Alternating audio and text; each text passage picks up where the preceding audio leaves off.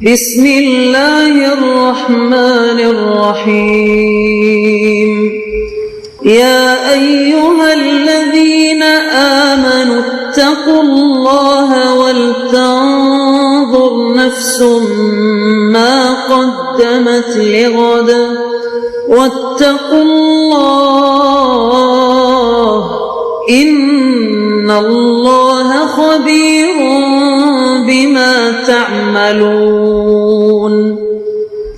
اے ایمان والو، اللہ سے ڈرتے رہو اور ہر شخص کو دیکھنا چاہیے کہ اس نے کل یعنی آخرت کے لیے کیا سامان بھیجا ہے، اور ہم پھر کہتے ہیں کہ اللہ سے ڈرتے رہو، بے شک اللہ تمہارے سب اعمال سے خبردار ہے۔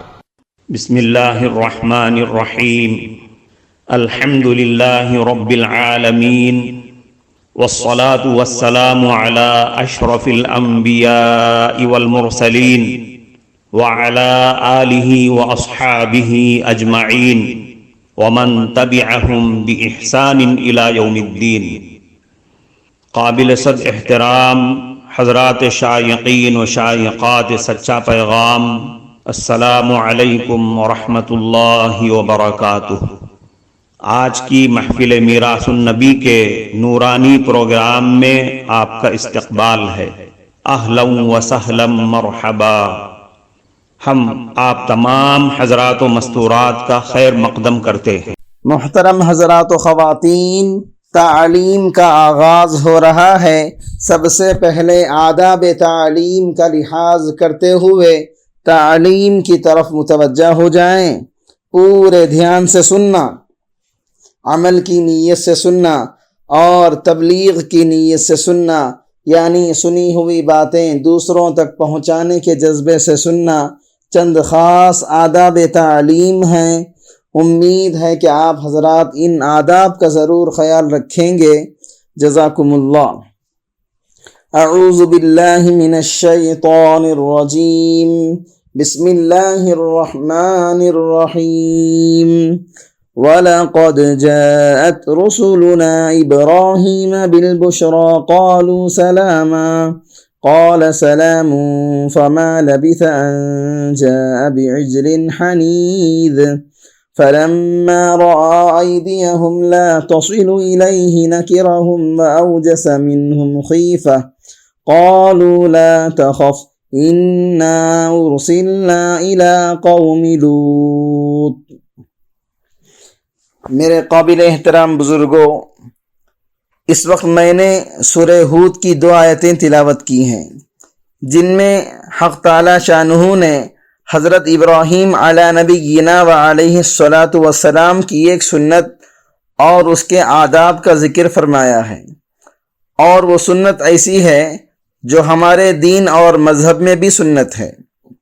اس لیے میں آج اس سنت کی طرف توجہ دلانا چاہتا ہوں، تاکہ اس سنت کی ادائیگی میں اگر ہم سے کچھ کوتاہی ہو رہی ہو تو وہ دور ہو جائے، یا اس سنت کی ادائیگی میں ہم نے اپنی طرف سے کچھ غلط باتیں شامل کر لی ہیں تو ان سے ہم اجتناب کر لیں۔ اور ان آیات میں اس سنت کے جن آداب کا ذکر ہے اور سرکار دو عالم صلی اللہ علیہ وسلم نے اس سنت کی جو فضیلت بیان فرمائی ہے، ہم اس سنت کو ان آداب کے ساتھ کرنے اور اس کی فضیلت حاصل کرنے کی نیت سے ہم اس سنت کو انجام دیں۔ یہ سنت ایسی سنت ہے جس کی ضرورت تقریباً ہر مسلمان مرد اور عورت کو زندگی میں بار بار پیش آتی ہے، لہذا بار بار پیش آنے میں اور زیادہ ضروری ہے کہ ہم اس کے آداب سے واقف ہوں اور اس کے اجر و ثواب سے باخبر ہوں، تاکہ جب اس کے ادا کرنے کا وقت آ جائے تو ہم ثواب سے محروم نہ ہو جائیں، یا گناہوں کا ارتکاب کر کے بجائے ثواب کے ہم اپنے اوپر وبال مول نہ لیں۔ حضرت ابراہیم علی نبینا و علیہ الصلاۃ والسلام اللہ رب العزت کے جلیل القدر پیغمبروں میں سے ہیں۔ آپ کو ابو الانبیاء کہا جاتا ہے، اس لیے کہ اکثر انبیاء علیہم السلام آپ ہی کی نسل سے ہیں۔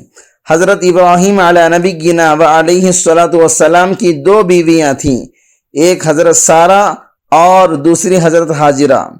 حضرت حاجرہ رحمہ اللہ کے بطن سے حضرت اسماعیل علی نبینا و علیہ الصلوۃ والسلام پیدا ہوئے، اور پھر انہی کے نسل سے آخر میں سرکار دو عالم صلی اللہ علیہ وسلم پیدا ہوئے، جو سارے نبیوں کے سردار ہیں اور خاتم النبیین ہیں۔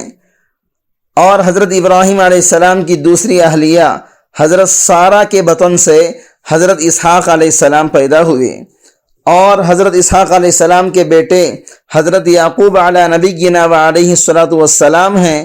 حضرت یعقوب علیہ السلام کا عبرانی زبان میں نام اسرائیل تھا۔ اسرائیل کے معنی ہیں اللہ کا بندہ، یعنی عبداللہ، کیونکہ اسرا کا معنی ہے بندہ، ایل کے معنی ہیں اللہ، اور بنی کہتے ہیں اولاد کو۔ حضرت یعقوب علیہ السلام کے 12 بیٹے تھے، ایک حضرت یوسف علیہ السلام اور باقی 11 بیٹے ان کے اور بھی تھے۔ ہر بیٹے کا ایک پورا خاندان تھا۔ ان 12 خاندانوں کو بنی اسرائیل کہا جاتا ہے، کیونکہ سب حضرت یعقوب علیہ السلام کے 12 بیٹوں کے خاندان تھے۔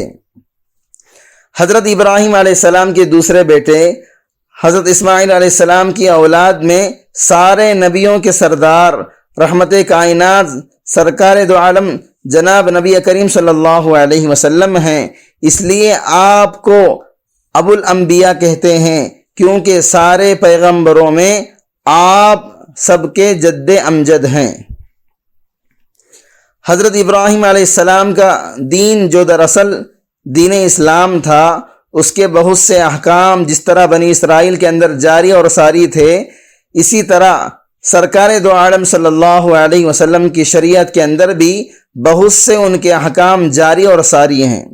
اور سبھی جانتے ہیں کہ قربانی کرنا حضرت ابراہیم علیہ السلام کی سنت ہے، جو سرکار دو عالم صلی اللہ علیہ وسلم کی شریعت میں بھی جاری اور ساری ہے۔ صحابہ کرام رضوان اللہ تعالی علیہم اجمعین نے جب یہ پوچھا، اے اللہ کے رسول، اس قربانی کرنے کی کیا حقیقت ہے، کیوں کرتے ہیں؟ آپ صلی اللہ علیہ وسلم نے یہ فرمایا، سنت ابیکم ابراہیم، یہ تمہارے باپ حضرت ابراہیم علیہ السلام کی سنت ہے۔ ختنہ کرانا یہ بھی حضرت ابراہیم علی نبینا و علیہ الصلوۃ والسلام کی سنت ہے۔ اسی طرح ایک سنت اس آیت میں بھی اللہ رب العزت نے بیان فرمائی، اور وہ یہ سنت ہے مہمان کی ضیافت کرنا۔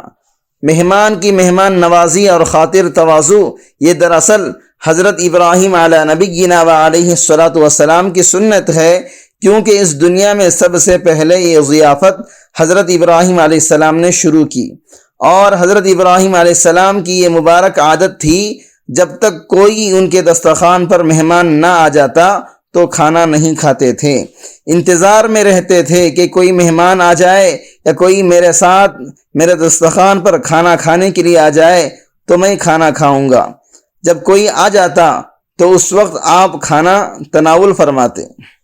محترم ناظرین کرام، اس دینی اور ایمانی بیان کو سننے کے دوران ہی اس کو لائک کر دیجئے اور شیئر بھی کر دیجئے، تاکہ دوسرے بھی اس سے فائدہ اٹھا سکیں۔ اللہ آپ کو جزائے خیر عطا فرمائے۔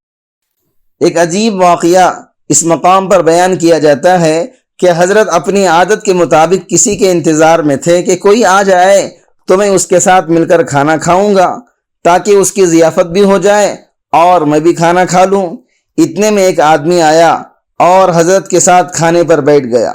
حضرت نے فرمایا، بسم اللہ کہو اور کھانا کھاؤ۔ اس نے کہا، بسم اللہ کیا چیز ہوتی ہے؟ اللہ کون ہے؟ تو حضرت ابراہیم علیہ السلام ناراض ہو گئے، اور اس بندے کو یہ بھی معلوم نہیں کہ اللہ کسے کہتے ہیں۔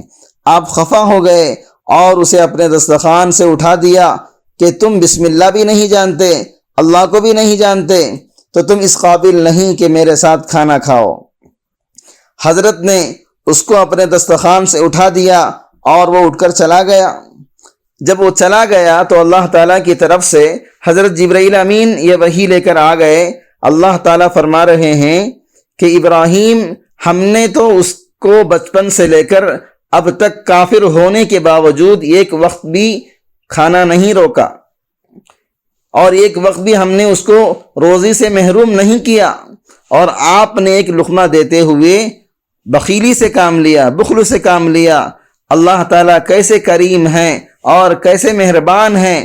جب حضرت ابراہیم علیہ السلام کو یہ پیغام ملا تو دوڑے تاکہ اس کو بلا کر لائیں۔ وہ تو آ گیا، لیکن اس نے کہا میں اس وقت تک کھانا نہیں کھاؤں گا جب تک کہ آپ دوبارہ بلانے کی وجہ نہیں بتا دیں گے۔ پہلے آپ وجہ بتلا دیجئے تب کھانا کھاؤں گا، ورنہ نہیں کھاؤں گا۔ حضرت ابراہیم علیہ السلام نے وجہ بتلا دی کہ تمہارے جانے کے بعد اللہ تعالیٰ نے یہ پیغام بھیجا کہ ہم نے تو کبھی اس کی روزی نہیں روکی تھی، حالانکہ وہ بچپن سے کافر ہے، اور آپ نے اس کو ایک ہی وقت میں اپنے پاس کھانے سے اٹھا دیا۔ جب اس نے یہ بات سنی تو اس نے کہا وہ رب کیسا کریم ہے جس نے واقعی میرے کافر ہونے کے باوجود مجھ پر اپنا دسترخوان کشادہ ہی رکھا، اور ایک بار بھی اس نے مجھے بھوکا نہیں رکھا، لہذا وہ اسی لائق ہے کہ اس پر ایمان لایا جائے۔ لہذا آپ مجھے پہلے مسلمان بنا دیجئے، پھر میں بسم اللہ پڑھ کر کھانا کھاؤں گا۔ پہلے وہ وہیں بیٹھے بیٹھے مسلمان ہوا، پھر اس کے بعد اس نے بسم اللہ پڑھ کر کھانا کھا لیا۔ لہذا ہمیں بھی کھانے کے شروع میں بسم اللہ پڑھنے کا خاص اہتمام کرنا چاہیے، اور اپنے چھوٹے چھوٹے معصوم بچوں اور بچیوں کو بھی بسم اللہ پڑھ کر کھانے کی عادت ڈلوانی چاہیے۔ یہ بھی حضرت ابراہیم علیہ السلام کی سنت ہے، جو ہمارے مذہب کے اندر بھی بلا شبہ سنت ہے۔ لہذا جب آدمی کھانا کھائے تو دونوں ہاتھ دھو کر اللہ کا نام لے کر کھانا کھائے، اور جب کھانا کھا چکے تو اللہ کی حمد و ثنا بیان کرے۔